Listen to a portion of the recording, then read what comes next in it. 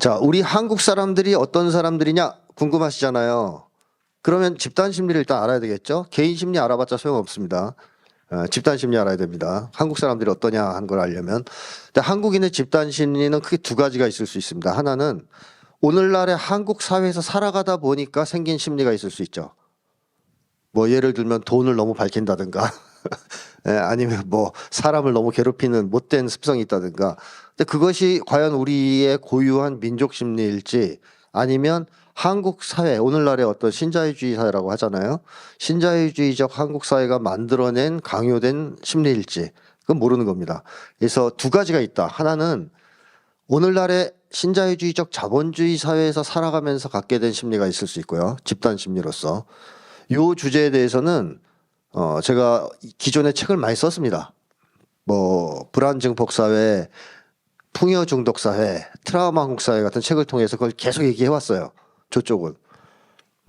근데 그런 심리는 한국인만 가지고 있는 심리는 아닙니다. 돈 밝히는 건 미국 사람도 그러고 일본 사람도 그래요. 한마디로 이것은 우리 민족의 고유한 심리는 아니고 신자유주의적 자본주의가 만들어낸 심리다. 집단 심리다. 이렇게 볼 수 있습니다. 근데 우리 민족은, 우리 한국 사람들은 신자유주의적 자본주의가 만들어낸 심리만 갖고 있는 건 아니겠죠. 원래부터 갖고 있는 우리만의 고유한 어떤 집단 심리도 있겠죠. 그게 바로 이제 한국인만의 민족 심리라고 할 수 있습니다. 한국인에게만 있지는 않겠지만 한국인에게 이제 상당히 고유하다고 느껴질 정도로 강하다, 특징적이다. 이럴 때 그것을 이제 한국인의 민족 심리라고 할 수 있죠. 그래서 제가 요 책은 많이 썼기 때문에 기존에 이번에 쓴 책은 요겁니다. 요걸 다루는 책입니다. 그래서 두 가지를 좀 헷갈리지 않아야 된다는 말씀을 드리고 싶고요. 이 한국인의 민족 심리를 얘기하기 위해서 약간 이론적인 얘기를 설명을 드리면 인간에게는 의식이 있죠. 우리 머릿속에 뭔가 생각들이 있을 거 아니에요. 쉽게 얘기하면. 예를 들면 인간에게는 도덕이 가장 중요하므로 도덕적으로 살아야 된다. 이게 머릿속에 있는 의식이죠. 생각. 그러면 이 의식이 심리로 나타나지 않습니까? 의식이 나타나는 현상이 심리예요.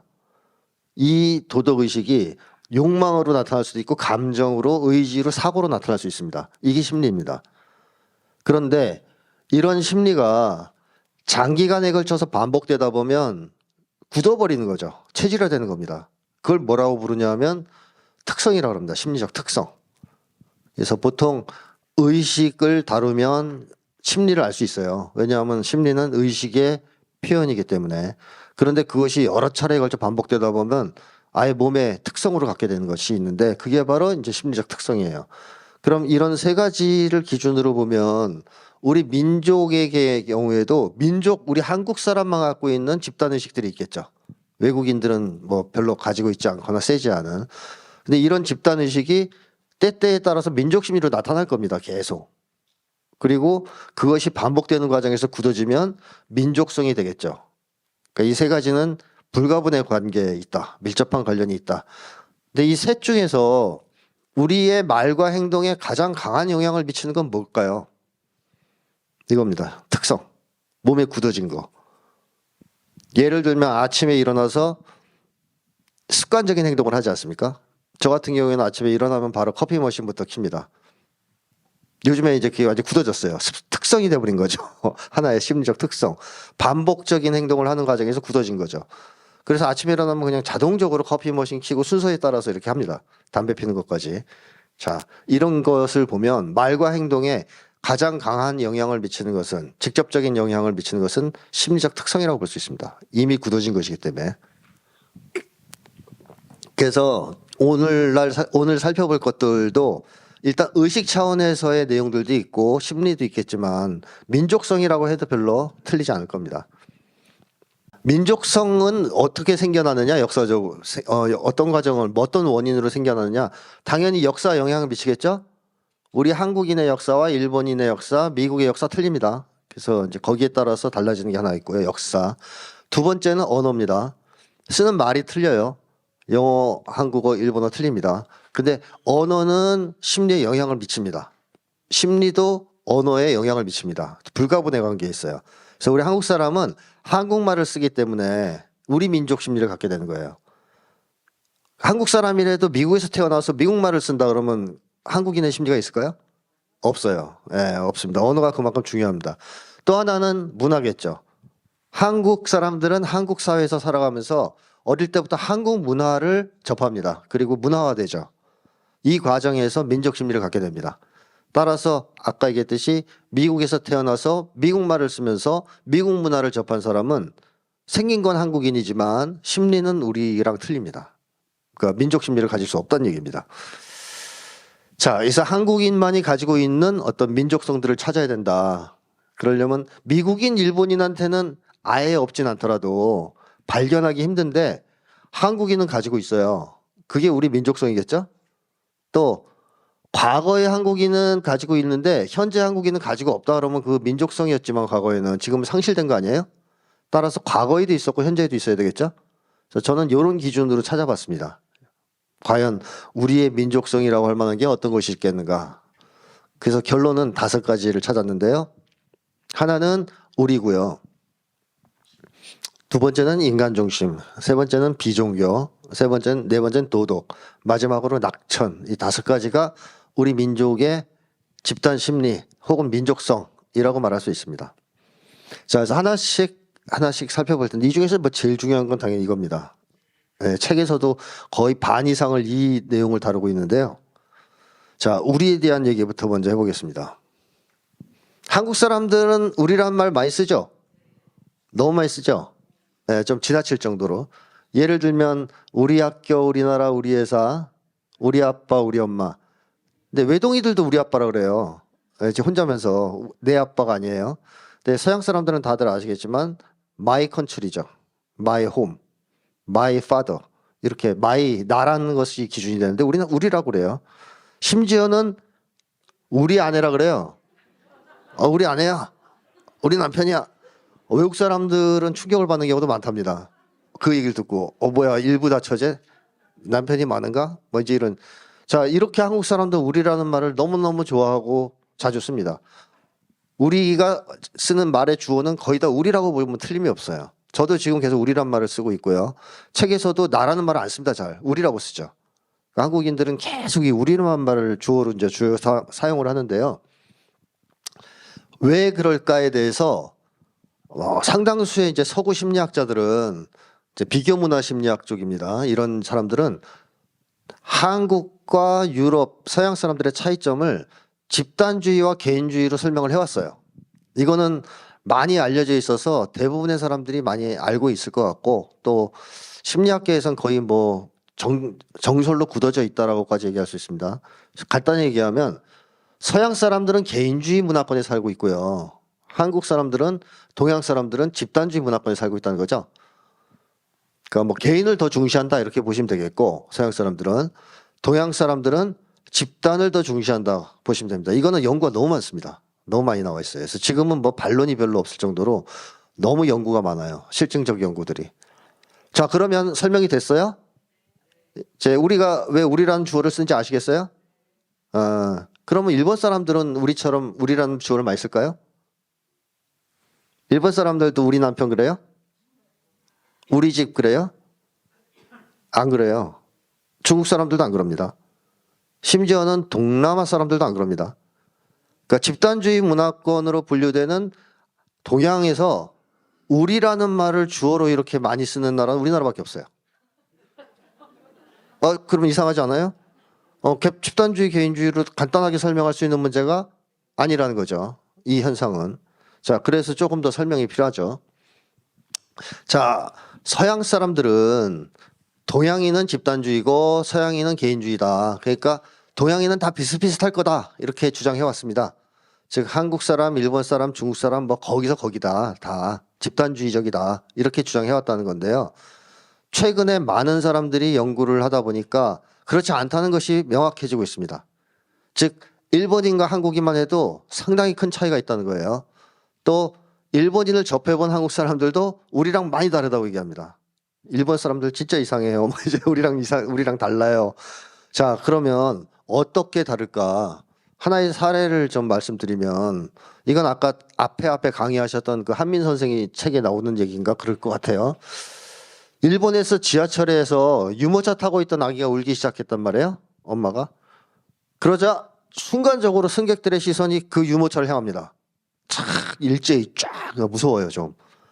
그러자 그 아기 엄마는 막 초조해하면서 눈에 띄게 초조해하면서 스미마셍 죄송하단 말을 연발합니다. 그리고 다음 역 근처하자 유모차 끌고 하차해요. 자, 한국에서 이런 풍경을 볼 수 있어요? 볼 수 없죠.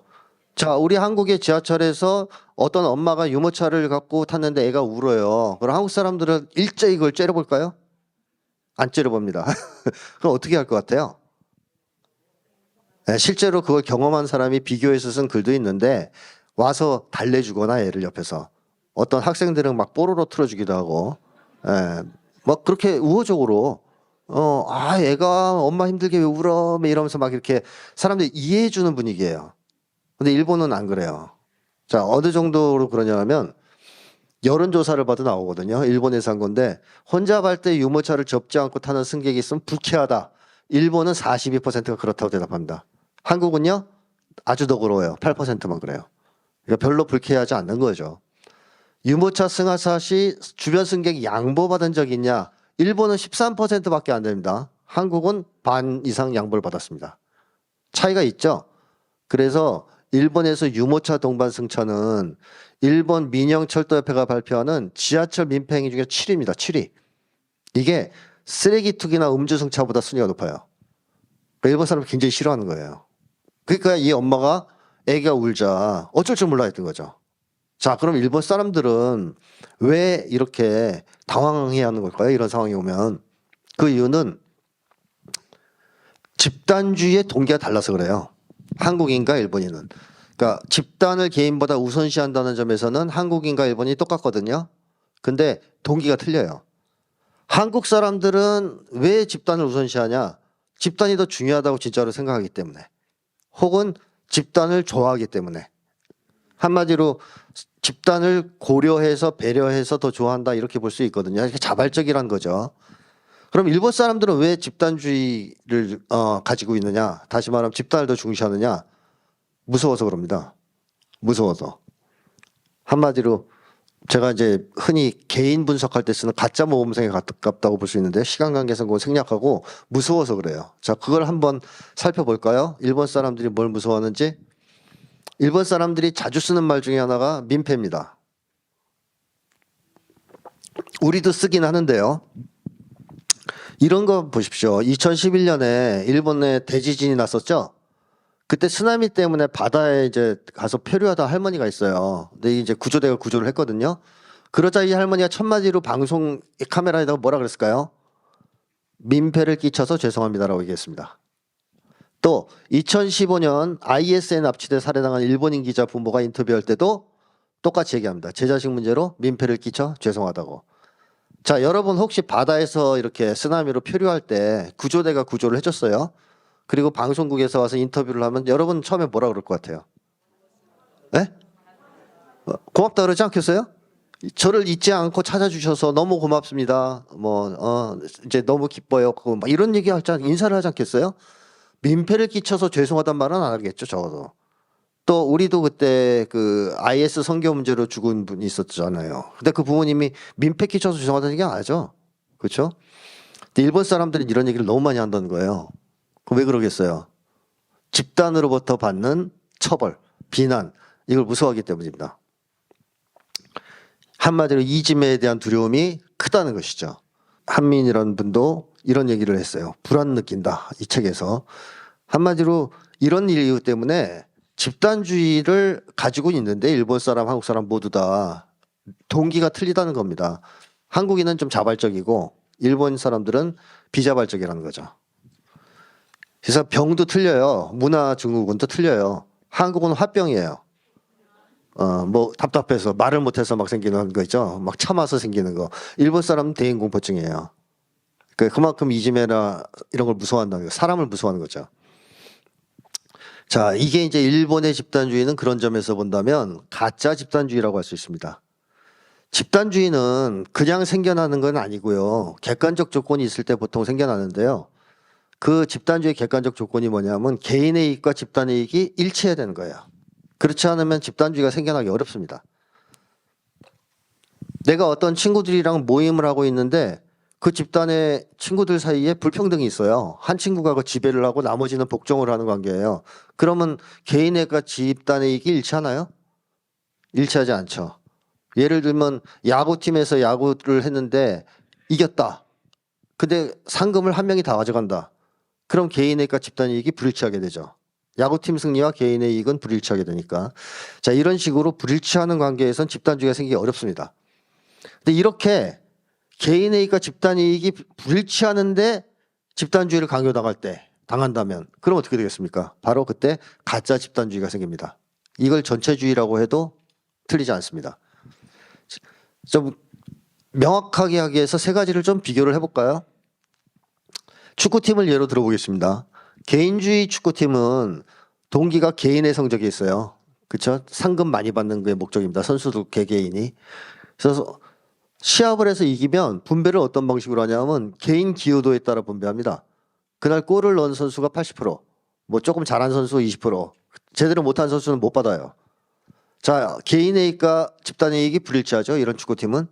그러면 결과적으로 개인주의가 더 강화됩니다. 선수들은 그 다음 시합에서도 또 자기 성적을 위해 뛰어요. 패스 잘 안 하고 자기가 넣으려고 그래요. 자, 이렇게 되는 거고, 집단주의는 동기가 개인의 성적이 아니라 팀의 승리입니다. 팀의 이익. 팀 승리가 목적이에요. 분배는 어떤 방식으로 하냐? 공정하고 평등하게 분배합니다. 물론 그날 골 넣은 선수한테는 약간 보너스를 더 주곤 하겠지만 선수들이 납득할 수 있는 수준에서 아주 공정하고 평등하게 분배합니다. 그러면 이 선수들은 그 다음 시합에서도 뭘 우선시할까요? 개인 성적이 아니라 팀 승리를 우선시하겠죠. 그래서 집단주의가 강화됩니다. 이게 이제 진짜 집단주의예요. 그럼 가짜 집단주의는 뭐냐? 팀의 승리를 위해서 뛰라는 강요를 받아요. 감독에 의해서. 그래서 열심히 뛰었는데 나중에 분배를 할 때 감독이 혼자 다 가져가요, 상금을. 그래서 선수들이 항의하니까 빠따로 막 때려요. 이게 가짜 집단주의, 전체주의라고 할 수 있습니다. 이럴 경우에는 공포 분위기에 기초한 비자발적 집단주의가 생겨납니다. 가짜 집단주의죠. 그러면 이 사례를 통해서 추측할 수 있는데 한국은 어디에 속하는 거예요? 진짜 집단주의에 속하는 거죠. 서양은 개인주의에 속하는 거죠. 일본은요. 이쪽인 거죠. 가짜 집단주의. 그래서 한국인과 일본인이 차이가 많이 나는 겁니다. 이런 집단주의는 집단주의인데 진짜 집단주의와 가짜 집단주의라고 볼 수 있을 정도로 집단주의의 내용이 틀리기 때문에. 자, 일본의 가짜 집단주의는 뭐 이제 좀 전에 말씀드린 대로 집단주의적 조건이 없는 상황에서, 객관주의 조건이 없는 상황에서 집단주의를 강요받아 생긴 거잖아요. 그럼 일본 사람들이 사실상은 집단주의가 좋을까요, 싫을까요? 별로 안 좋죠. 그러면 마음이 분열될 수밖에 없어요. 일본인들은 마음이 두 가지라 그럽니다. 두 가지라 그래요. 혼내와 다테마에 들어보신 분들 있을 거예요. 일본 관련 책 읽어보신 분들은 다 아실 겁니다. 혼내는 진짜 마음입니다. 일본 사람들의 진짜 마음. 이건 절대로 거의 밖으로 잘 드러내지 않습니다. 심지어는 몇십 년간 같이 부부 생활을 해도 서로 혼내를 모르는 경우도 많다 그럽니다. 근데 밖으로 드러내는 마음들이 있어요. 친절하게 막 사람들을 대하고 예의 바르게 대하고 하는 마음이거든요. 요거는 다테마에라 그래요. 이 두 가지 마음을 갖고 있어요. 일본 사람들은 이 개념을 너무나 잘합니다. 자신들이 이걸 두 가지를 갖고 있으니까. 근데 우리 한국 사람들은 어때요? 속마음, 겉마음 설명해 보실 분이 있어요? 나의 겉마음과 속마음은 이렇다. 한국 사람들 이 분열이 별로 없죠. 심지어는 이렇게 두 개의 마음을 가진 걸 싫어합니다.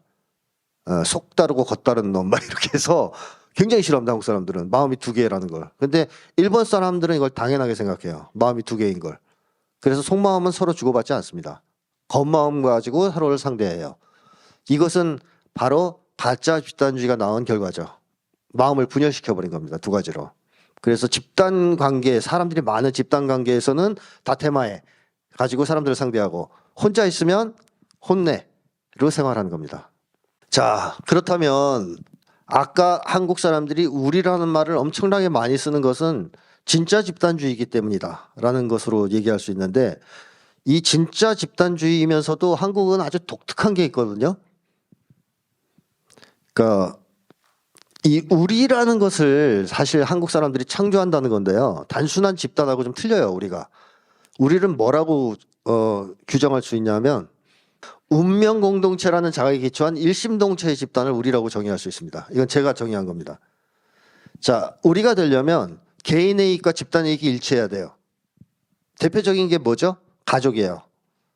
가족은 정상적인 가족일 경우 또 화목한 가족일 경우 운명 공동체 아닌가요?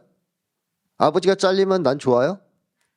아니죠. 아버지가 잘리면 나도 지금 큰일 나는 거죠. 그리고 아들이 아프면 아빠도 힘들죠. 운명 공동체예요. 그러니까 개인의 이익과 집단의 이익이 일치해요. 가족 내에서. 그리고 관계도 평등해야 되고. 자, 이런 조건에 기초해서 뭐가 생겨나느냐? 일심동체의 현상이 생겨나는 겁니다. 마음이 하나가 되고 거의 하나로 느껴지는, 우리는 하나라고 느껴지는 그런 식으로까지 융합이 확실하게 된 집단을 우리라고 할 수 있어요. 이러한 집단은 어떻게 보면 내 것, 네 것 이거 따지지 않는 집단이거든요. 네 거, 내 거 없는. 그리고 내 마음, 네 마음 따로 없고 하나의 마음으로 거의 융합된 그런 집단이라고 얘기할 수 있는데요. 예를 들면 전쟁 상황에서 전우회로 결합된 군인 집단이 이런 것의 특징을 보여주곤 합니다. 전쟁 영화 같은 거 보시면. 또 과거의 독립운동가들의 집단도 그렇고 가족 같은 아주 친밀한 집단도 이런 어떤 일심동체의 집단을 형성하고 있죠. 이런 정도 되면은 거의 말 안 해도 서로를 알 정도예요. 상대방 표정만 봐도 그 사람의 속마음을 알 정도예요. 하도 이 마음이 거의 통하고 있기 때문에. 그래서 한국 사람들은 잘 쓰는 말이 이제 마음이 통한다는 말을 잘 쓰죠. 주고받는다 이런 말보다는. 자, 이게 우리다. 그렇다면 한국 사람들은 먼 옛날부터 우리주의라는 의식을 가지고 있었다는 건데, 뭐 당연히 이제 우리를 가장 귀중하게 여기고 우리를 지향하는 그런 사상이라고 할 수 있습니다. 그리고 거기에 기초해서 나타나는 심리 현상, 정신 현상이 바로 우리주의 심리일 테고, 자, 우리주의 심리가 계속 반복되다 보면 굳어지겠죠. 한국인들한테. 그게 바로 우리성입니다. 그래서 우리주의 의식에 기초한 심리 현상이 반복되는 과정에서 그것이 굳어진 거. 이게 이제 바로 우리성인데요. 뭐 당연히 두 가지는 밀접한 관계에 있습니다. 근데 이 우리성은 외국인들한테 찾아볼 수 있을까 하는 거예요. 과연 찾아볼 수 있을까요? 일단 서양인들한테는 찾아보기 힘들 거라는 건 명확하죠. 왜냐하면 서양은 개인주의 문화권이니까. 그러면 동양권에서 찾아볼 수 있어야 되는데 동양권에서도 이 우리라고 할 만큼 강력한 집단주의 성향을 가진 나라가 있습니까? 없습니다. 우리나라밖에. 그래서 이건 거의 한국인에게 고유하다라고 얘기할 수 있는 심리적 특성이다라고 이제 얘기할 수 있습니다. 근데 한국 사람들은 우리를 이루고 살아오면서 이 우리성이란 걸 갖게 됐을 텐데 뭔가 좋으니까 이걸 했을 거 아니에요. 그렇죠. 일본 사람들은 어쩔 수 없이 한 거고 안 하면 혼나니까. 우리는 뭔가 이익이 있고 좋으니까 했을 거 아닙니까? 그럼 우리가 되면 어떤 점이 과연 좋을까요? 첫째는 우리는 복지제도 혹은 사회 안전망 역할을 합니다. 그리고 두 번째는 삶의 의미와 가치를 제공해 줍니다. 우리는. 세 번째는 용감성, 대당성도 갖게 해주고요. 근면성과 부지런함도 갖게 해주고요. 강력한 집단 치료 효과도 제공합니다. 한마디로 되게 좋은 거예요. 엄청 좋습니다. 사실 심리학 연구에서는 많은 연구들이 행복을 좌우하는 결정적 요인이 관계와 공동체에 있다라는 걸 밝혀내 왔거든요. 그러니까 그게 무슨 얘기냐면 바로 이런 여러 가지 이것 때문에 사람들이 공동체나 관계 속에서 살아갈 때, 그것도 건강한 관계와 공동체 속에 살아갈 때 행복하다, 건강하다라는 걸 보여주는 거죠. 그게 우리와 관련이 있다는 것이죠. 우리가 복지제도나 사회 안전망과 관련이 있다는 얘기를 했어요. 전통적으로 우리 한국 사람들 옛날에 개인의 생존을 개인이 해결해 왔을까요? 아니면 우리나 집단이 중심이 돼서 해결해 왔을까요? 후자입니다. 그렇죠? 다들 아시겠지만 공동으로 책임져 왔습니다. 이 생존을. 어려움에 처한 사람들이 있으면 기꺼이 도와주면서 살아왔습니다. 이런 전통이 있죠, 우리한테? 예를 들면 과거의 농촌 공동체만 보더라도 공동체 구성원들이 서로 나누고 돕는 것은 물론이고 부자들조차 어려움에 처한 이웃들에게 식량을 나눠주는 관습이나 풍습이 있었습니다. 구휼구라는 거 들어보셨어요? 옛날 시골 마을에 보면 약간 쌀에 여유가 있는 집이 독을 놓고 쌀을 넣어놓고 구멍을 뚫어놔요. 와서 퍼가라고. 어려움을 겪는 사람한테 나눠주겠다는 거죠. 그리고 옛날에 마을 공동체 같은 경우에는 뭐 흉년이 들어서 모두 굶는 조건이라면 어쩔 수 없었겠지만 먹을 게 있는데 마을 차원에서 어느 정도 생활이 되는데 한 집만 굶어 죽게 놔두는 경우가 있었나요? 그런 경우는 있을 수 없습니다. 도와주죠, 가서. 굶어 죽을 상황이면 찾아가서 옆집 젓가락 숫자까지 하는데 왜 안 도와주겠습니까? 자, 이런 식으로 개인의 생존을 전통적으로 집단과 우리가 책임져 오는 문화권이 바로 우리 문화입니다. 자, 이렇게 조선의 시대까지 쭉 이렇게 내려오다가 조선의 중종 이후에는 향약에 아예 정식으로 이걸 명문화시킵니다. 향약에다. 예를 들면 이렇게 명문화되어 있죠. 마을에 굶는 사람이 있는데도 그를 돕지 않는 사람에게는 강한 제재를 가하도록 하는 규정을 뒀습니다. 한마디로 안 도우면 가만 안 두는 거죠. 너 혼자 밥 맛있게 먹고 옆 사람 굶어 죽는데 안 도와줬다? 그럼 처벌합니다. 이런 걸 규정으로 만들었어요. 그리고 이러한 규정이 개인의 생존권을 우리가 책임지는 문화가 통치이념에도 영향을 미쳤습니다. 나중에는 국가 통치이념. 그래서 유교를 잘 들여다보면요, 딴 건 몰라도 이 돈이 있죠. 자, 먹는 거, 자본, 혹은 뭐 재부라고 할까요? 그거에 관해서는 유교가 굉장히 평등주의적이에요. 철저하게 그런 입장이 있습니다. 그래서 유교가 이제 나오면서 국가가 모든 국민의 생존을 책임져야 된다는 사상으로 국가 이념으로 거의 정립이 돼요. 그래서 조선시대 때 보면 국가에서 만약에 기근이 들었다 그러면 어떻게 합니까? 만약에 쌀이 있다 그러면 쌀을 모아서 나눠주고 보내주고 도와주는 거, 당연히 그걸 국가의 의무라고 생각했습니다. 그래서 조선시대 때의 성군으로 추앙받는 정조대왕도 어려움을 겪는 백성들을 위해서 계속 구휼미를 나눠주고 또 행사도 열었죠. 쌀을 주는 죽을 끓여 대접하고 뭐 이런 걸 했어요. 그러니까 국가가 그걸 해야 된다고 생각해요. 당연히. 그러니까 먹고 사는 문제, 생존의 문제만큼은 개개인에게 맡겨서는 안 되고 국가가 해결해야 된다라고 생각했던 게 바로 우리 전통적인 문화라는 겁니다. 우리 문화. 그러니까 이런 식이라면 우리 한국 사람들은 먼 과거부터 복지제도나 사회 안전망의 혜택을 받으면서 살아온 건가요? 아니면 그것 없이 홀로 고독하게 살아왔을까요? 사회 안전망 속에서 살아왔다고 볼 수 있죠. 근데 오늘날에는 이러한 것들이 해체되면서 마을 공동체니 뭐 우리가 다 해체되면서 홀로 남게 됐잖아요. 그러면 이걸 누가 책임져야 돼요? 이제는 국가가 책임져야 되거든요. 그게 오늘날 서구식의 복지제도 복지국가 아닙니까? 근데 그게 안 돼 있는 과도기에서 지금 한국 사람들이 고민하고 있는 거죠. 옛날엔 이렇게까지 고민들을 안 했다는 거예요. 농사가 잘 안 돼서 뭐 이러면 아유 이웃들이 도와주겠지 이렇게 이런 게 있었는데 지금은 그런 게 안 돼요. 내가 돈을 못 벌면 죽는다고 생각하죠. 자, 이게 이제 옛날하고 지금의 차이점이라는 겁니다. 그리고 우리가 가지는 또 여러 가지 효과 중에 하나는 집단 치료 효과가 있어요. 우리는 강력한 집단 치료 효과. 집단 치료 효과는 간단하게 얘기하면 동병상련의 처지에 있는 집단 혹은 우리가 발휘하는 치료 효과를 집단 치료 효과라고 얘기할 수 있습니다. 직장에서 직장 상사가 막 갑질을 한다, 막 괴롭힌다. 그럼 막 슬프고 화나고 마음에 상처가 생기겠죠? 그럼 그걸 누가 제일 잘 치료해 줄 수 있습니까? 직장 동료들이요. 사이가 좋다면 직장 동료들이 제일 잘 치료해 줍니다. 끝나고 같이 술 마시면서 직장 상사 욕하면 돼요. 안주 삼아서 막 씹으면 돼요. 근데 그걸로 해결이 안 되면 같이 항의하면 돼요. 치료가 되는 거죠. 그렇게 해서. 그러니까 이렇게 집단 치료 효과라는 것은 똑같은 사람들 모아놔야 해결되는 거예요. 그러니까 학생들이 학교 생활하면서 받는 상처는 학교 친구들이 제일 잘 치료해줘요. 모르는 사람 만나면 치료를 못 해줍니다. 일단 공감도 안 되니까. 그래서 우리는 굉장히 강력한 집단 치료 효과가 있습니다. 그러니까 내가 사회생활 하거나 이러다가 어려운 일을 겪었다, 뭐 스트레스를 받았다. 그랬을 때 우리 집단에 가면 그 사람들이 위로해주고 공감해주고 격려해주고 같이 화내주고 그러면서 치유가 되는 거예요. 굉장히 강력한 거죠. 우리 한국인의 정신 건강을 지탱해주는 데서 결정적인 역할을 한 게 바로 우리라고 할 수 있죠. 자, 이런 좋은 효과가 있다라는 겁니다. 자, 그렇다면 우리 한국 사람들은 왜 세계적으로 유례가 없는 이 우리성이란 걸 갖게 됐을까요? 이유가 있겠죠, 당연히.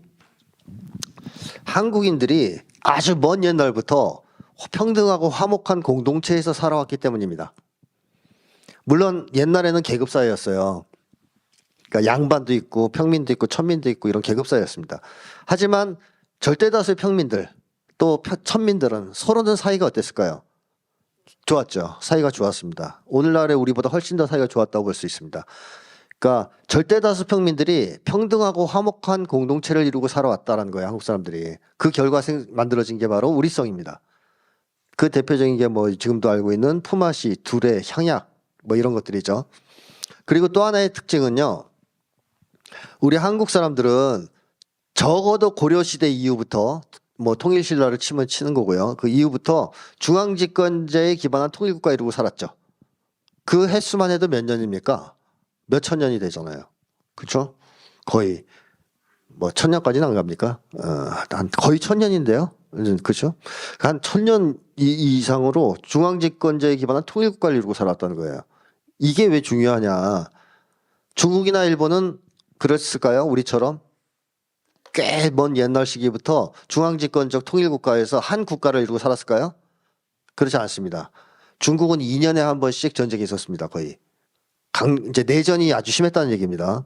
왕조도 엄청 자주 바뀌었을 뿐만 아니라 제후끼리 싸움이 엄청났어요. 중국은. 그래서 중국 사람들은 뭘 제일 믿어요? 돈을 믿어요. 중국 사람들이 돈을 많이 밝힙니다. 자, 그러면 일본은 어땠을까요? 일본. 똑같습니다. 일본은 더 심했습니다. 내전이. 일본이 중앙집권적 국가가 돼서 하나의 민족이라는 느낌을 가지고 살아간 건 메이지 유신 때부터예요. 근데 그 전까지는 영주, 제후라고 하죠. 그 쇼군이라고 부르는 이런 사람들, 막부라고도 하는 그런 사람들 밑에 사무라이 계급이 있어가지고 엄청난 전쟁을 했습니다. 자기들끼리. 근데 우리 한국 역사에서는 어때요? 경상도와 전라도의 내전 들어보신 적 있나요? 평안도와 경기도의 전쟁 들어보신 적 없죠? 우리는 그런 내전을 해본 적이 없어요. 같은 민족끼리 전쟁한 적이 없다는 얘기입니다. 외적 간에 싸웠죠. 하나로 뭉쳐서. 근데 같은 민족끼리 전쟁한 적은 없어요. 자, 이 차이가 상당히 커요. 그러니까 우리 한국 사람들은 고려 이후부터는 우리끼리는 싸우는 일이 없었다는 겁니다. 사이좋게 지냈다는 거예요. 전국적 범위에서 화목하게. 근데 중국이나 일본은 그러지 못했다.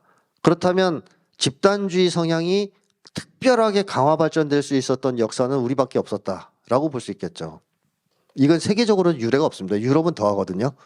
유럽이 내전이 없는 민족이 형성돼서 국가 단위로 통합이 되기 시작한 건 사실 자본주의 체제가 들어서면서예요. 그러니까 일본하고 비슷해요, 유럽도. 근데 한국은 먼 옛날부터 그랬다는 거죠. 게다가 우리는 5,000년 역사 동안 거의 1,000여 회에 달하는 침략을 당했거든요. 해외 침략. 그중에서 100여 회는 전면 전쟁이 있는데요. 이런 것도 결국 우리 한국인들의 뭘 강화했을까요? 우리성을 강화했겠죠. 당연히. 하나로 똘똘 뭉쳐가지고 외적에 대항해서 싸워왔을 테니까.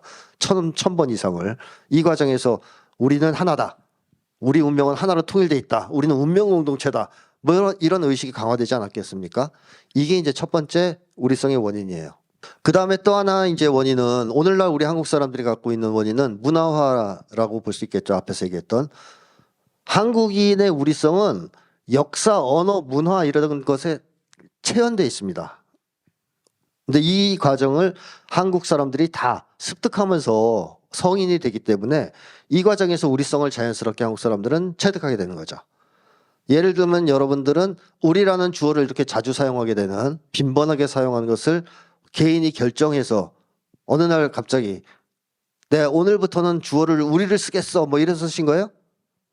아주 자연스럽게 어린 시절부터 한국 사회에 생활하면서 그냥 배운 거죠. 이런 게 이제 사회화잖아요. 문화하고 이 한국의 언어, 문화, 역사 이런 데에는 우리성이 굉장히 강하게 배어 있습니다. 근데 이것을 우리가 한국 사회에서 태어나 성장하면서 습득하는 거죠. 그 과정에서 우리성이 생기는 거죠. 자, 그 다음에 또 하나의 우리성의 원인은 가족이에요. 오늘날 한국에는 사실 평등하고 화목한 공동체가 거의 없습니다. 90년대 이후에 거의 다 깨졌어요. 예. 근데 우리 한국 사람들은 그래도 대략 그런 공동체, 화목하고 평등한 공동체가 어떤 공동체일지를 감을 잡을 수 있는 경험을 할 수 있습니다. 어디에서? 가족을 통해서. 물론 오늘날에는 가족도 많이 병들어서 그걸 제공 못하는 경우도 있지만 어느 정도 정상적이면 가족들은 느껴요. 가족 속에서 한국 사람들은 우리가 어떤 것인지 감을 잡아요. 한국의 가족은 왜냐? 우리의 원형입니다. 아주 우리랑 흡사한 내용을 갖고 있습니다. 아까 얘기했듯이 운명 공동체라는 자각을 가지고 있고 가족 구성원들은 일심동체 수준으로 결합되어 있습니다. 아주 긴밀하게. 이건 외국인들도 다 인정합니다. 일본, 중국하고 틀립니다. 한국 가족은. 이 서양의 가족과 크게 다르다? 동양, 중국과도 달라요. 서양은 거의 이제 동일심, 한국은 동체라고 얘기합니다. 심리학자들이. 동체다, 우리는. 한국 가족은 좀 틀리다. 그래서 한국 선수, 운동 선수들 뭐 이런 사람들은 인터뷰할 때 우승하면 누구 찾아요? 부모님 찾잖아요. 그죠? 홍수환 아시죠? 엄마 나 챔피언 먹었어부터 시작돼가지고 오늘날의 케이팝 아이돌 스타들도 뻑하면 부모님 얘기하면서 울어요. 이 가족들하고의 관계가 엄청나게 긴밀한 거죠. 한국 사람들은. 이것은 이제 바로 한국의 가족은 우리의 축소판이자 원형이기 때문에 이렇다라는 것입니다. 그래서 한국 사람들은 어려서부터 이 가족 속에서 성장하면서 우리라는 거에 대해서 뭔가를 느끼죠. 아, 이런 관계가 있을 수 있구나. 인간관계 속에서. 그렇다면 이것을 더 확장해서 추진할 수는 없을까? 전 사회가 이렇게 될 수는 없을까? 이런 생각을 하게 되는 거죠. 이것도 한국의 이제 한국인의 우리성에 큰 영향을 미친다는 겁니다. 자, 이 가족이 우리랑 관련이 있다는 것은 어디서 할 수 있냐면 한국 사람들이 쓰는 특이한 인사말이 있어요. 밥 관련 인사말. 다음에 식사 한번 같이 해요. 어떤 때 쓰는 얘기예요? 조금 친해지면. 그죠? 그 사람하고 더 가까워지기 위해서 쓰는 말이죠. 혹은 뭐 나가 그 사람한테 조금 도움을 받았어요. 그럼 우리 다음에 같이 밥 한번 먹읍시다. 식사 내가 한번 살게요. 이런 얘기 하죠. 예. 그다음에 이런 인사도 많이 하죠. 식사하셨어요? 꼭 챙겨주죠. 이렇게. 근데 물론 이제 안 했다래도 안 사주지만 그래도 꼭 물어먹어요. 그다음에 헤어질 때 친구한테 밥 잘 챙겨 먹고 다녀. 뭐 이런 인사도 하죠. 이런 인사말이 있는 나라 있어요, 지구상에? 밥 먹는 것과 관련된 인사말 쓰는 나라 없습니다. 우리밖에 안 써요. 근데 한국인에게 밥은 뭘 의미합니까? 가족을 의미합니다. 식구라는 말도 있잖아요. 예, 밥을 같이 먹는 게 가족관계의 징표입니다. 핵심 징표. 우리는 한 가족이다. 그럼 밥 같이 먹는 사이예요. 한솥밥 먹는 사이라는 말도 그래서 나왔죠. 자, 그러면 밥 먹는 것을 챙겨줄 정도로 서로에게 관심과 애정을 기울이는 관계는 우리 관계거든요. 그렇지 않으면 챙겨줄 이유가 없죠. 우리 관계예요. 근데 왜 한국 사람들은 이것을 가족끼리만 챙겨주지 않고 외부의 일반 사회관계에서도 하나의 인사말로 만들었을까요? 그것은 한국 사람들이 가족이란 범위에 우리가 한정되는 걸 원치 않았기 때문이죠. 한마디로 더 큰 범위에서의 우리를 추구했기 때문이에요. 마을 사람들, 심지어는 뭐 국가 차원에서 만나는 뭐 지나가다 만나는 사람들도 다 우리가 됐으면 좋겠다는 열망이 있는 거죠. 그러다 보니까 이게 인사말로 된 겁니다. 한국 사회에서. 그래서 한국에서의 가족주의는 사실상 우리주의랑 다르지 않다. 물론 최근에는 그게 잘못돼서 가족 이기주의로 좀 변질되는 측면이 있지만 원칙적으로 한국의 가족주의는 우리주의하고 다르지 않았다라는 겁니다. 그리고 이것도 뭐 재밌어서 잠깐만 소개해드리면 가족주의가 강한 것으로는 남미 사람들이 세계 최고예요. 거의. 아주 유명합니다. 그 남미의 영화들 보면 가족 사이에 끈끈한 관계를 그린 영화들 굉장히 많죠. 그리고 남미 쪽의 그 악당들 카르텔이라고 그래요. 마약 카르텔 이것도 가족을 단위로 만들어지거든요. 근데 자기들끼리는 마피아처럼 엄청 챙겨줘요. 근데 남미 사람들은요. 자기 친어머니 아닌 사람을 어머니라고 부르는 경우가 있을까요? 절대로 그런 일 없습니다. 근데 한국 사람들은 내 어머니 또래의 여성을 만나면 통상적으로 뭐라고 불러요? 어머니라고 그럽니다. 어머니. 옛날에는 친구들 어머니도 뭐라고 불렀어요? 어머니라고 불렀어요. 가면 어머니 그렇게 불렀고 그럼 어머니가 이 새끼야 내가 왜 네 어머니야 이런 얘기는 안 했어요. 그죠? 막 좋아하셨지. 그리고 심지어는 모르는 사람 만나도 어머니라고 그래요. 그리고 한국 사람들은 가족 호칭을 많이 써요. 진짜로. 식당에 가서 서빙하는 분은 뭐라고 불러요? 이모. 왜 이모일까요? 삼촌이 아니라. 네, 여성 상위 시대라서. 자, 근데 어쨌든 우리는 조금 되면 그냥 친인척 호칭을 써요. 뭐 삼촌, 뭐 이모, 뭐 이제 친해지면 심지어 누나, 형 뭐 이건 기본이죠. 자, 이렇게 된 이유가 뭐겠습니까? 이 가족관계의 호칭을 사회적 범위로 자꾸 쓰는 이유는 바로 우리를 가족에 한정시키지 않으려고 했기 때문이죠. 그게 남미하고 차이점입니다. 남미 사람들은 가족주의가 세긴 센데 가족의 이 끈끈한 연대를 가족 밖으로 확장을 안 시킵니다. 절대로. 그래서 자기 어머니가 아닌 사람한테 어머니라 그러면 자기 어머니가 화를 내요. 남미는. 너 미쳤냐 뭐 이러면서 나를 배신해. 근데 한국은 그렇지 않습니다. 자, 이런 점에서 가족주의, 뭐 개인이기주의 이런 거하고 우리주의는 완전히 다르다. 우리주의는 굉장히 넓은 범위에서 우리를 추구하는 거다라는 걸 우리가 확인할 수 있습니다. 자, 그렇다면 이 우리가 이렇게 이제 한국인들의 중요한 특징이라면 우리주의, 우리성 이런 게 한국인들의 아주 결정적으로 중요한 특징이라면 한국인들이 인간관계에서 나타내는 가장 큰 특징은 뭘까요? 우리 관계를 추구하는 겁니다. 우리 관계. 한국인의 인간관계의 목표는 우리 관계를 맺는 거예요. 그게 외국인들하고 틀려요. 자, 그러면 우리 관계가 도대체 뭘까요? 우리 관계. 마음이 통하는 한 마음의 관계. 아까 얘기했죠. 일심동체라고. 일심의 관계입니다. 마음이 두 개가 되면 안 돼요. 네 마음, 내 마음 틀리면 안 돼요. 그냥 하나가 돼야 돼요. 그 관계를 목적으로 해요. 일심의 관계를. 자, 우리 관계의 특징은 한 5가지 볼 수 있는데 하나는 비계산적 관계입니다. 계산 안 합니다. 서양 사람들은요, 내가 뭐 10달러짜리 밥을 사주잖아요? 그러면 어떻게 해요? 그 사람들은 철저하게 10달러를 갚으려고 그래요. 10달러짜리 다시 사줘요. 심지어 어떤 사람이 쓴 글을 보니까 외국에서 우연히 이제 좀 만나서 좀 알게 된 한국 사람들은 좀 알게 되면 사주려고 그러잖아요. 밥 사줬거든요. 이 사람은 받을 생각 없었죠, 당연히. 그랬더니 그 외국인들이 몹시 불편해 하더라는 거예요. 그리고 좀 지나서 뭐 이것저것 사서 딱 보니까 자기가 사준 밥값만큼 정확하게 사서 자기한테 주더래요. 그래서 그때부터 이제 재수가 없어가지고 그놈들하고 안 놀고 오려고 막 이제 그랬던 책의 내용을 쓴 게 나오거든요.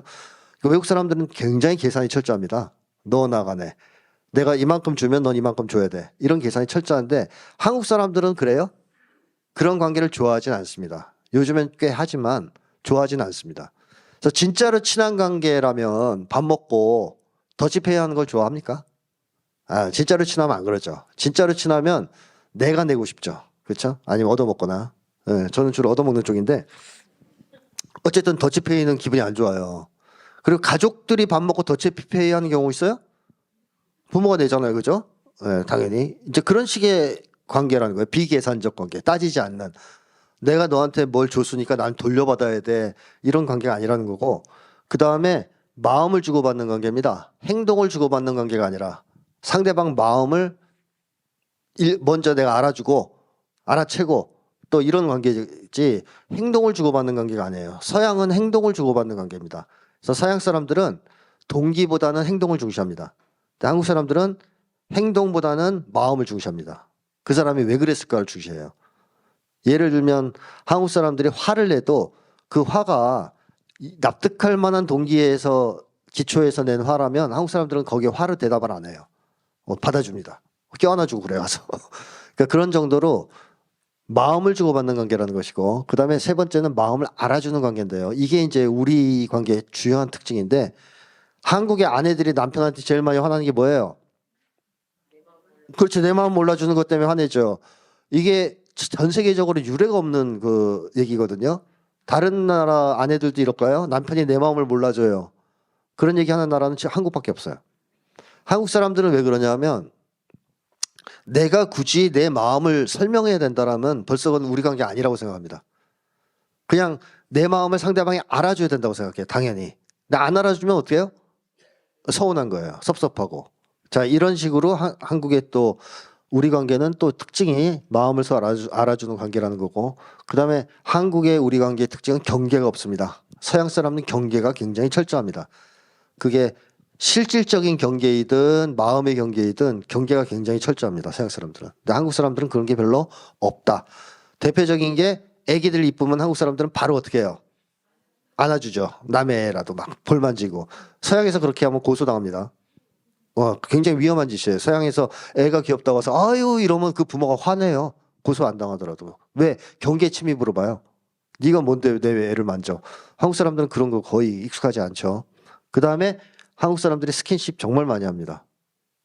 그 연애 영화 이런 데서 길거리에서 뽀뽀하는 거는 서양 애들이 많이 하는데 일상적인 스킨십은 우리 한국 사람들이 훨씬 많이 합니다.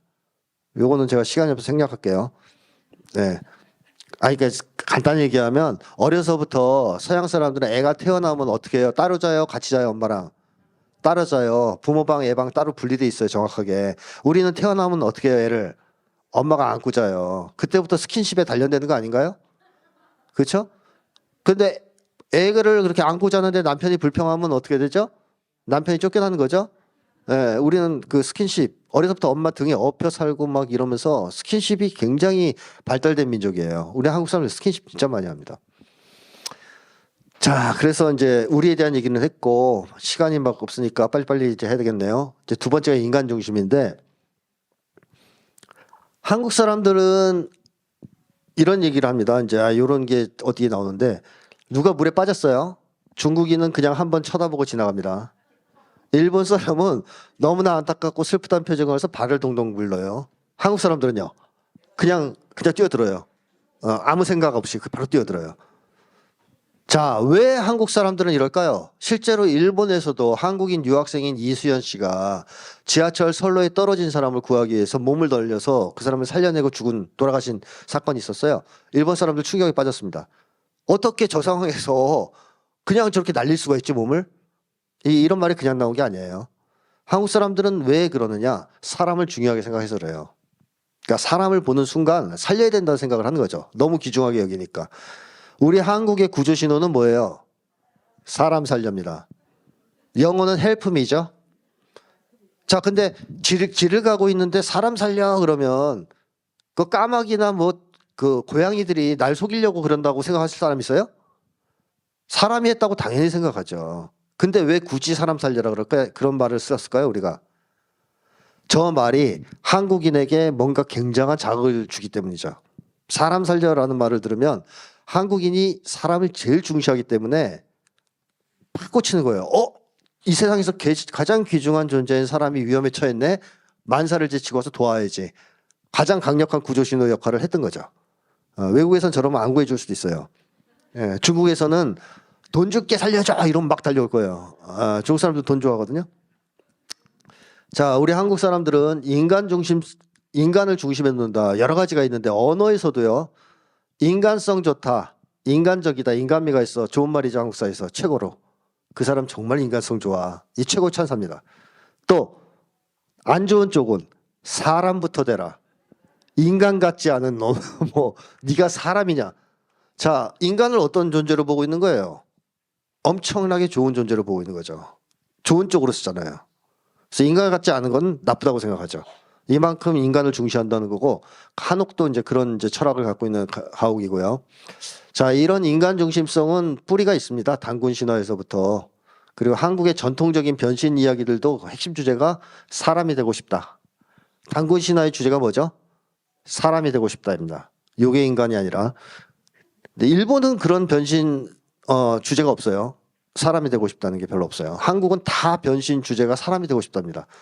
근데 사람이 되고 싶었던 이유는 뭘까요? 사람이 좋아서 아닐까요? 사람이 싫었으면 왜 사람이 되려고 그랬을까요? 자, 그렇죠. 그래서 그게 꾸준히 이어지면서 한국인에게 인간 중심성을 가져왔는데 이 인간 중심성은 크게 두 가지로 표현됩니다. 인간에 대한 믿음과 인간에 대한 사랑이죠. 한국인들은 인간이 선하다고 생각합니다. 자, 불교에서는 인간을 선한 존재로 봅니까? 악한 존재로 봅니까? 선한 존재로 보죠. 그러니까 누구나 깨달으면 부처가 될 수 있다고 얘기하는 거 아닌가요? 그렇죠. 근데 서양 사람들은 인간을 선한 존재로 볼까요? 악한 존재로 볼까요?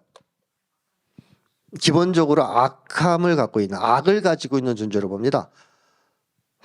에덴 동산에서 최초의 인간인 아담과 이브가 결국 하느님 뒤통수를 쳤죠. 그렇죠. 배신 때렸잖아요. 그래서 원죄라는 걸 갖고 있지 않습니까? 인간은 원죄를 갖고 있다 그래요. 쉽게 얘기하면 악을 갖고 있다는 얘기예요. 마음속에. 그래서 그걸 혼내기 위해서 막 애를 어려서부터 잘 훈육을 해야 된다. 이런 게 서양 사람들의 사고방식이에요. 근데 한국 사람들은 그렇게 생각 안 합니다. 인간은 선하다고 생각합니다. 본성이. 불교도 그렇게 생각했죠. 동양 쪽이니까. 자, 그러다 보니까 한국 사람들은 인간의 선함을 믿고요. 그 다음에 인간의 힘도 믿습니다. 왜 인간의 힘을 믿느냐? 개인을 중심으로 살아오지 않고 우리 생활을 해왔기 때문에 우리를 중심으로 살아왔기 때문에 힘이 있다고 생각합니다. 자기들한테. 혼자서는 개인은 무력하지만 우리를 이루고 집단을 이루면 힘이 세지지 않습니까?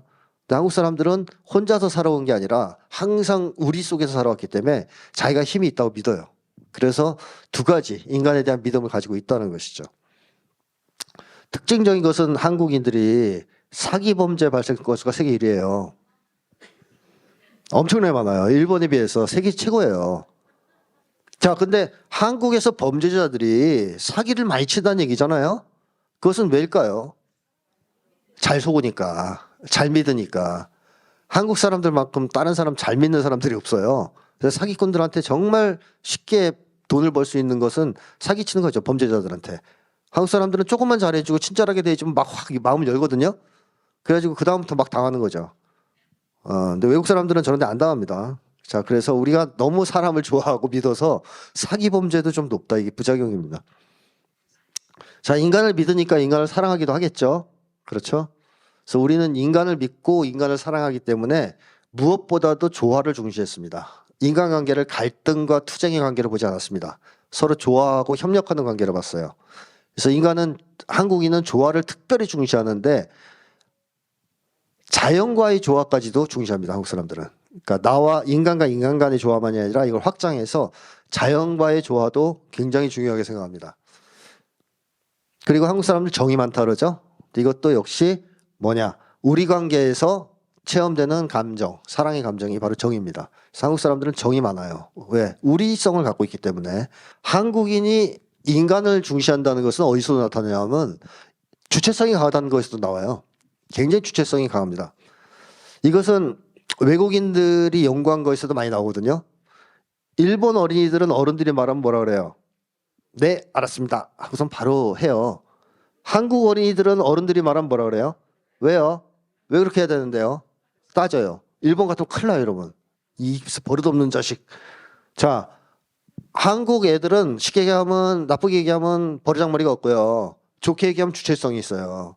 자기가 납득이 안 되면 물어봐요. 왜 그래야 되는데요? 라고 어른들한테 막 따져요. 자, 왜 그럴까요? 도대체. 바로 한국인이 우리주의 문화에서 살아가고 있기 때문이다. 그리고 인간을 중시하는 문화에서 살아가기 때문이다. 라는 건데 거기에 여러 가지가 있지만요. 이걸 좀 심리학자로서는 조금 강조하고 싶습니다. 허용적 양육을 한다는 거, 한국 사람들이. 전 세계적으로 한국의 양육 방식이 거의 최고가 아닐까 싶어요. 허용적인 면에서.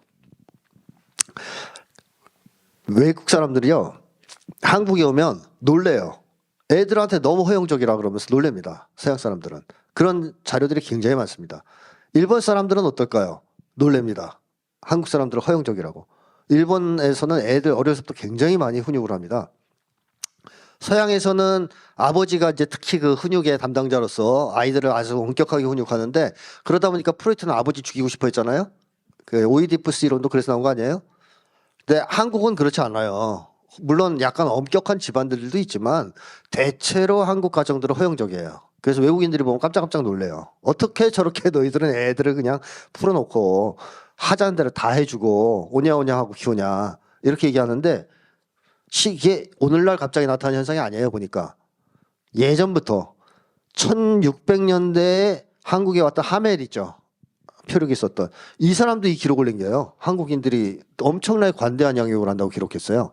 아주 오래됐다는 얘기의 뿌리가. 자, 그럼 한국인들은 왜 관대한 양육을 할까요? 이렇게 허용적인 양육을 할까요? 그건 인간관계와 밀접한 관련이 있습니다. 아까 얘기했듯이 서양 사람들은 인간을 기본적으로 악을 마음속에 품고 있는 존재로 보지 않습니까? 따라서 어려서부터 아이들이 잘못된 행동을 하면 뭐가 나타난다고 생각하는 거예요. 그 악이 성장하거나 표현되는 걸로 생각할 수 있죠. 그래서 마음속에서 악을 없애야 되기 때문에 어려서부터 애를 잡아야 된다고 생각하는 겁니다. 엄격하게. 일본 사람의 경우에는 아이들이 민폐 끼치면 안 되고 자기도 문제가 생기니까 제어하는 거고. 그런데 한국 사람들은 사람이 악하다고 생각을 안 해요. 선하다고 생각합니다. 따라서 특별히 나쁜 사회적 환경에서 키우지 않는 한 사람을 계속 괴롭히거나 제어하거나 통제할 필요가 없다고 생각해요. 그냥 놔두면 알아서 착한 사람으로 성장할 거라는 믿음을 갖고 있습니다. 그래서 허용적인 거죠. 또 한 가지는 한국 사람들은 인간을 가장 중요하게 여기기 때문에 귀중하게 여기기 때문에 아이도 인간으로 대합니다. 나이가 많건 적건. 우리 한국인들은 뱃속에 있는 아이조차 인간으로 대했습니다. 귀중한 생명으로. 그래 태교라는 걸 했고 나이를 붙였어요. 뱃속에 있는 애도 나이를 먹고 있다 그래서 태어나는 순간 한 살 아니에요? 지금 그거 폐지됐지만 억울하게 생각하지 마십시오. 그건 인간 중심성의 이제 표현이에요. 자, 이러다 보니까 한국인들이 허용적 양육을 하는데 이렇게 어릴 때 부모로부터 사랑받고 허용받고 존중받는 경험을 하는 것은 주체성에 도움이 되겠습니까? 안 되겠습니까? 당연히 되죠. 그 한국 사람들이 주체성이 엄청 강하다라고 지금 얘기가 되고 있습니다. 특히 한일을 비교한 연구에는 일본 학자들조차 한국인은 주체성 자기를 갖고 있다. 뭐 이렇게 표현을 합니다. 일본은 그렇지 않다는 얘기예요. 자, 비종교라는 것은 뭐냐면요. 한국에서 종교가 다른 두 청춘 남녀가 교제를 하다가 연애를 하다가 이제 결혼해야 되는 상황이 됐어요. 남자는 불교를 믿고 있고요. 여자는 기독교 믿고 있어요. 근데 여자 집안이 꽤 독실해서 이 다른 종교를 별로 안 좋아해요. 그럼 한국 젊은이들은 어떤 문제를 어떻게 해결할까요? 그 문제를. 남자가 교회 나가요. 네, 그렇죠. 네, 현실에서 많이 보셨을 거예요. 또는 반대라고 생각해 보세요. 독실한 불교 집안인데 엄격하고 이쪽은 기독교. 그럼 남자가 절에 나와요. 자, 한국인에게 개종은 심각한 문제입니까? 별로 심각한 문제 아닙니다. 저도 많은 개종을 했던 사람이에요. 다 가봤어요. 교회도 가보고 절에도 가보고 뭐 성당도 가보고 점집만 안 가봤네요. 자, 어쨌든 한국 사람들은 그거 바꾸는 게 이렇게 중요하다고 생각 안 해요. 근데 외국 사람들한테도 그럴까요? 외국인들한테 개종은요 심각한 문제입니다. 정말로.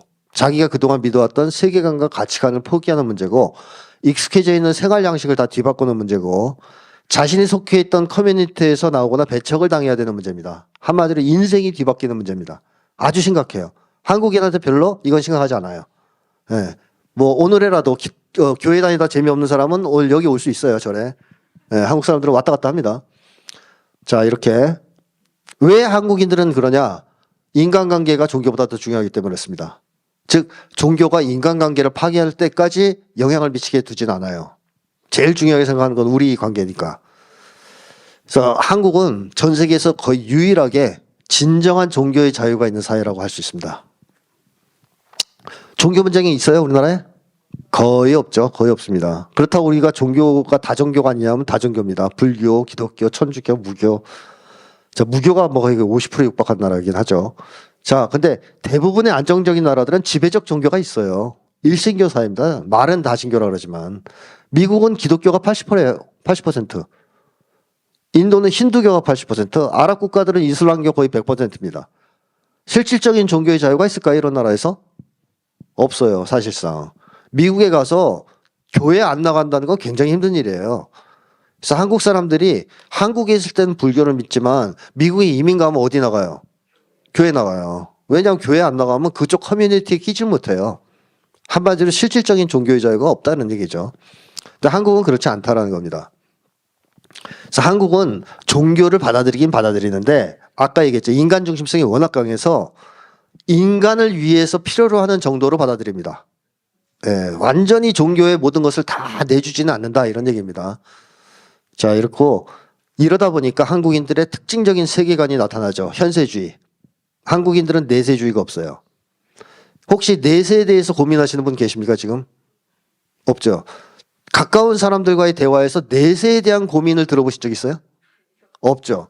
사실 이 내세관은 기독교 신앙의 핵심이거든요. 근데 한국에선 기독교 신자들조차 내세에 대한 얘기를 해요, 안 해요? 안 합니다. 그러니까 한국의 기독교는 다 뽀록고예요. 100% 뽀록고입니다. 왜냐하면 내세에 관심이 없는데요? 내세에 관심 없는 기독교가 무슨 기독교예요? 자, 그러니까 가짜라는 얘기죠. 자, 한국 사람들은 내세관이 거의 없다고 얘기합니다. 희박해요. 고민을 거의 안 해요, 평소에. 근데 한국인이도 뭐 내세에 대한 생각을 하고는 있죠. 근데 한국인을 내세를 뭐라고 생각하고 있을까요? 만남의 광장이라고 생각합니다. 네. 헤어진 사람 만나러 가는 곳이라고 생각하는 거예요. 그래서 고등학교 목사님도 저하고 얘기를 하다 그 얘기를 하셨어요. 아, 진짜로 자기가 죽어가는 사람들 많이 이렇게 해줬는데 그 마지막 임종을 이렇게 해줬는데 죽을 때 하느님 만나러 간다는 사람 한 명도 없더라는 거예요.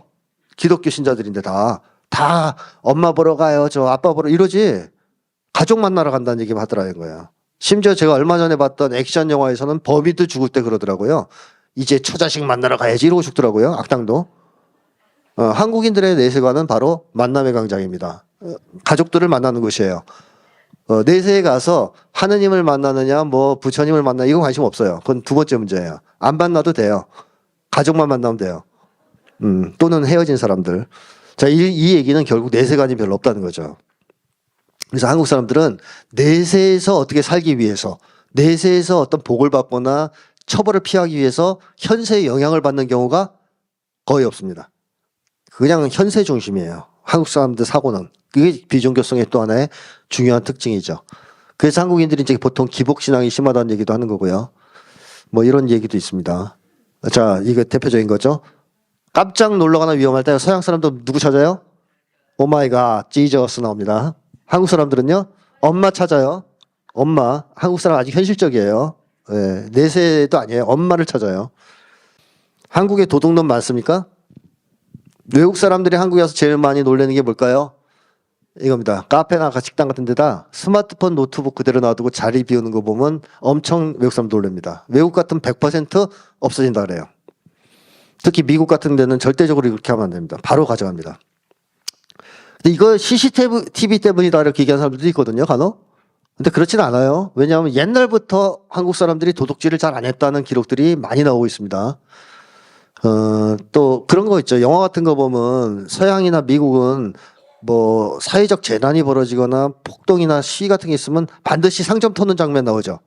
우리는 그런 게 있어요? 없잖아요. 한국은. 옛날에도 없었어요. 예를 들어 뭐 동학농민전쟁이 벌어질 때 약탈을 하고 이런 게 있어 못 썼어요. 한국 사람들은. 그런 게 서양하고 좀 틀립니다. 그래서 옛날부터 한국은 이제 이런 얘기를 들어왔죠. 군자 비싸지고 미국은 이제 고소고발 왕국입니다. 실제로. 자, 한국 사람들이 도덕을 강조하고 중시하는 이유는 뭐겠습니까? 바로 우리주의 사회였기 때문입니다. 우리주의 사회는 뭐에 의해서 돌아가는 사회일까요? 법일까요? 도덕일까요? 도덕입니다. 법으로 돌아가는 사회는 이미 우리 사회가 아니에요. 우리 관계가 아니에요. 우리 관계에서 제일 중요한 건 뭐예요? 도덕이에요. 그러니까 한국 사람들은 뭘 더 중시해요? 법보다. 도덕을 더 중시합니다. 실제로. 한국은 의적 좋아합니다. 일본 소설, 영화, 드라마, 게임 등에는 제일 많이 매속 나오는 사람들이 힘센 사람들이거든요. 무장 뭐 이런 사람들. 한국은요. 의적들이에요. 통계를 내보니까. 한국 사람들이 왜 의적을 좋아해요? 법은 어겼지만 도덕적이다라고 생각하는 거죠. 그렇죠? 네. 그리고 외국 사람들은요. 일본 사람들, 서양 사람들은 서로 싸우다가 자기가 졌잖아요. 그럼 무슨 말을 쓸까요? 항복한다라는 말을 씁니다. 일본 사람들 실제로 많이 써요. 영화나 드라마 보시면. 한국 사람들 써요, 안 써요, 이 말? 자, 상대방한테 힘으로 굴복했어요. 한국 사람들 뭐라 그래요? 어디 두고 보자 그러죠. 네, 절대로 승복 안 합니다, 한국 사람들은. 힘으로는 승복을 안 해요. 한국 사람들은 도덕에 대해서만 승복해요. 그래서 한국 사람들은 힘에 의해서 꺾였을 때 그걸 인정 안 합니다. 근데 서양이나 일본은 인정합니다, 바로. 자기가 힘이 약하다는 거. 그래서 일본 만화의 주제는 힘을 키우자입니다. 모든 일본 만화를 보십시오. 주인공은 항상 더 세져야 돼. 더 강해져야 돼. 이런 식이거든요. 근데 한국은 더 착해져야 돼. 왜냐? 한국 사람들은 도덕적으로 상대방이 나보다 우위에 있을 때만 승복해요. 힘에 대해서는 승복 안 합니다. 왜? 옛날부터 우리 문화에서 살아왔기 때문에, 우리 관계에 살았기 때문에 여기서는 힘으로 결정이 안 됐어요. 승패가. 또는 문제가 힘으로 해결되지 않았어요. 항상 도덕에 의해서 해결됐죠. 그래서 한국 사람들은 도덕에는 승복하지만 힘에는 거의 승복하지 않는 성향을 갖게 됐다는 겁니다. 자, 그 다음에 한국의 마지막 특징은 낙천적이라는 거죠. 굉장히 낙천적입니다. 우리 한국 사람들은 정작 잘 모를 수 있지만요. 외국인들은 한결같이 한국인이 대단히 낙천적인 사람들이라고 평가합니다. 외국 연주자들도 그렇게 하고 일본인들도 이렇게 얘기합니다. 자, 그럼 한국인들이 언제부터 낙천적이었느냐? 아주 먼 옛날부터 낙천적이라는 평가를 받아왔어요. 뭐 이런 얘기들. 심지어 한국인을 싫어했던 사람들이 있죠. 제국주의 지배자들, 일본에. 그런 사람들조차 낙천성을 하나의 특징으로 꼽았을 정도입니다. 한국인들이 음주 가무의 민족이란 건 잘 아시죠? 먼 옛날부터 동이족 시절부터 아주 먼 기록부터 있는데 오늘날까지는 이어지고 있죠. 음주가무의 민족. 또 뭐 궁금하시면 밤에 노래방 가보시면 돼요. 예. 한국인 굉장히 잘 놀아요. 흥이 잘 나고 신이 잘 나는 사람들이에요. 이걸 보면 한국인들이 어떻다는 거예요. 낙천적이라는 걸 보여주죠. 우울하고 비관적이면 이런 문화가 생길 수 없습니다. 음주가무의 문화가. 또 한국인들이 잘하는 게 풍자와 해악입니다. 그냥 그대로 물러서지 않아요. 힘이 약할 때도. 반드시 갈구거나 놀리거나 막 이럽니다. 이거는 근데 뭘 의미하냐면 한국인들이 전통적으로 풍자 해역을 이제 즐겼다. 지금도 뭐 드립 잘 치고 애드립 뭐 이런다는 것은 비관적이거나 우울하지 않다는 겁니다. 정서가 좀 밝고 낙천적일 때 그 풍자 해악 이런 게 나오는 거 아니겠어요? 그래서 한국 사람들 농담도 정말 잘하고 유머도 셉니다. 그럼 한국 사람들이 왜 낙천적이 됐을까요? 첫 번째는 인간을 믿고 사랑하기 때문에. 인간을 믿지 못하면 낙천적인 세계관을 가질 수 있을까요? 그럴 수 없죠. 이 전 세계에 있는 인간이 다 악마들이고 날 죽이려고 한다면 낙천적인 심리가 생길 수 있겠습니까? 사람을 믿고 사랑할 수 있어야 낙천성도 생기죠. 그래서 이제 인간 중심성 이런 게 이제 중요한 거고 또 한국 사람들은 자기도 믿죠. 자신감이 충만한 민족이라고 할 수 있어요. 한국 사람들은 서양 사람들 마음에 안 들면 뭐라 그래요? 미국 사람들. 일본 사람은 뭐라고 불러요? 중국 사람은요? 근데 외국 사람들 이런 얘기 들으면 깜짝 놀란대요. 아니 다 대국인데 미국, 중국, 일본 다 대국인데 한국 사람들은 왜 걔네들을 함부로 저렇게 얘기할 수 있지? 감히? 한국 사람들은 꿀리는 거 없다고 생각해요. 왜냐? 한국 사람들은 힘이 세다고 해서 그 사람들을 숭배하는 그런 민족 아니에요. 도덕이 셀 때 숭배합니다. 근데 우리가 도덕과 문화는 세계 최고라고 생각하는 거죠. 자부심이 있어요. 그래서 중국, 뭐 미국, 일본 할 거 없이 한국 사람들 입장에서 그냥 쫄거나 머리를 숙여야 될 대상은 아니라고 보는 거죠. 자, 어떻게 보면 김구 선생도 그런 얘기 하지 않았어요? 내가 가장 바라는 나라는 힘이 센 나라가 아니다 그랬잖아요. 문화가 높은 나라라고 하지 않았나요? 그게 우리 한국인의 민족성이거든요. 자, 낙천성. 자, 이런 5가지 한국인의 특징이 한국인에게 뭘로 집약되고 있냐면 이상사회에 대한 열망으로 집약되고 있습니다. 왜냐? 우리 민족성의 종착지는 바로 이상사회에 대한 열망이라고 볼 수 있어요. 자, 우리성. 한국 사람들이 제일 좋아하는 건 뭐예요? 우리가 돼서 살아가는 겁니다. 그럼 국가 차원에서 우리가 돼서 살아가는 사회가 바로 이상사회 아닌가요? 대동세상? 한국인들이 옛날부터 얘기해왔던. 그러니까 우리성을 추구하는 이 열망은 결국 이상사회에 대한 열망으로 귀결되죠. 좀 간단히 얘기하면. 그 다음에 인간 중심성도 마찬가지입니다. 한국인들이 가장 중요하게 생각하는 것은 인간이 주인이 된 세상이에요. 하느님, 신 이런 존재가 인간을 지배하는 세상이 아니고 또 소수가 다수를 지배하는 세상도 아니에요. 모든 인간이 우리가 돼서 주인이 돼서 살아가는 세상입니다. 그게 이상사회 아니겠습니까? 인간을 중시하는 성향도 인간 중심성에서도 나온다. 또 인간을 믿기 때문에 이상사회를 건설할 수 있다고 또 생각한다라는 거고요.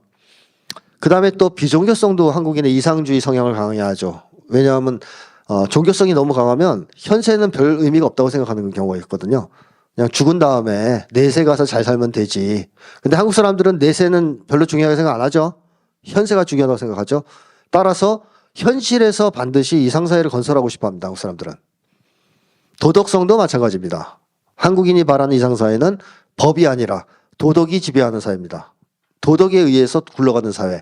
도덕적인 사람이 가장 높은 평가를 받는 사회입니다. 그 이상사회죠. 낙천성도 마찬가지고요. 이제 어쨌든 이상사회. 그래서 한국인들은 먼 옛날부터 사실은 이상사회에 대한 꿈을 간직하고 살아왔어요. 최초로 표현되었던 게 당군의 건국이념인 홍익인간 아니겠습니까?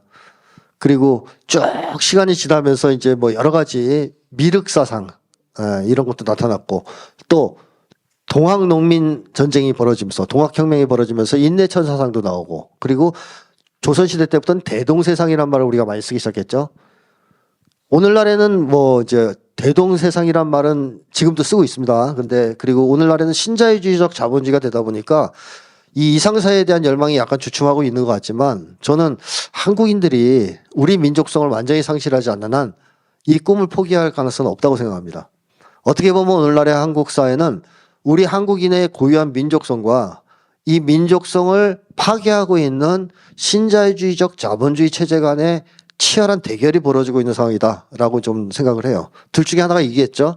근데 저는 결국 우리 민족의 민족성이 이길 것이다. 그것의 표현은 한국인들이 이상사회를 향해서 나아가는 것으로 표현될 것이다 라고 예측합니다. 어쨌든 대략 5가지로 우리 한국인의 민족 심리를 지적할 수 있다라는 점 말씀드리면서 오늘 강의 마치겠습니다.